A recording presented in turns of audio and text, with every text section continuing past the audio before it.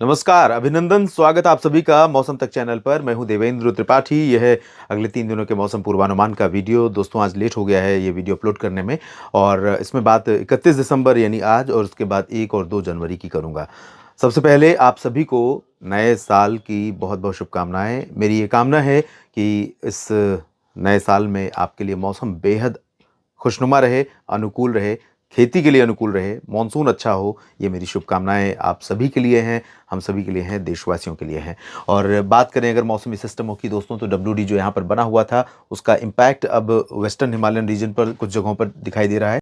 हरियाणा के ऊपर डब्ल्यूडी का इम्पैक्ट कह सकते हैं कि डब्ल्यूडी ही यहाँ पर सर्कुलेशन के रूप में है और राजस्थान के ऊपर जो सर्कुलेशन बना हुआ था इसके सिस्टम के प्रभाव से वो दोनों सिस्टम आपस में मर्ज हो गए हैं और उत्तर भारत के जो मैदानी हिस्से हैं यहाँ पर धुंध और बादल के रूप में आज दिन भर धूप ज़्यादातर जगहों पर देखने को नहीं मिली है। कोहरे के प्रभाव के कारण भी धूप का असर कम से कम रहा है।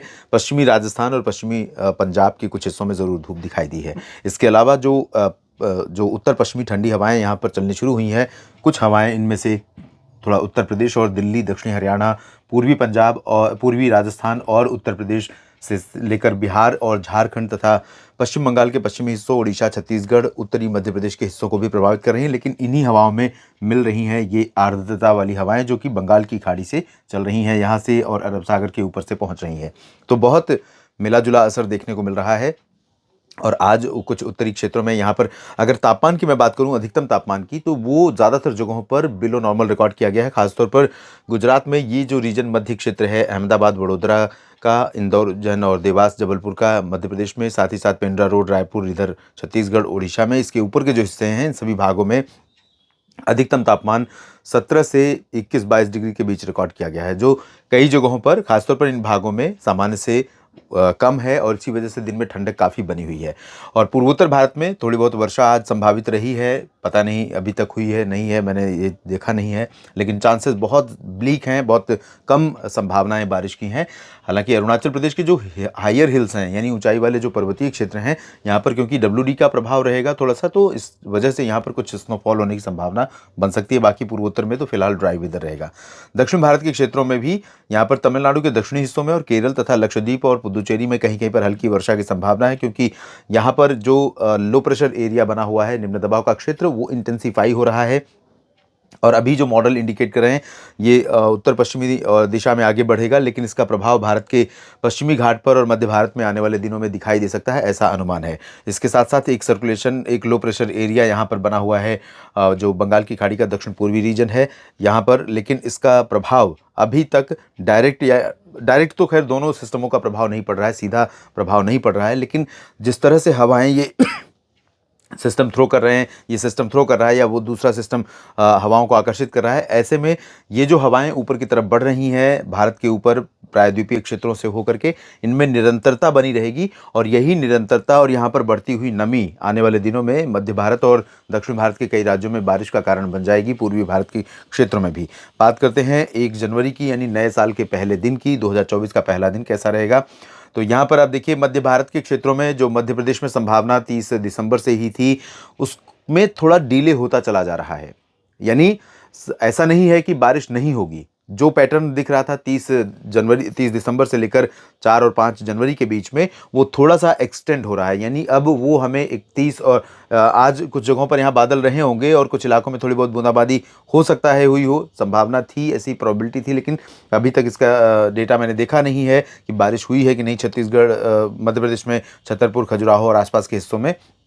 लेकिन कल यहाँ पर संभावना बन रही है और कल जो उत्तरी मध्य क्षेत्र हैं या पूर्वी मध्य क्षेत्र हैं, इन भागों में सागर, सतना, पन्ना, खजुराहो और नीमच, भिंड, मुरैना, दतिया, ये जो रीजन है यहाँ पर कुछ इलाकों में थोड़ी बहुत वर्षा मध्य प्रदेश में हो सकती है।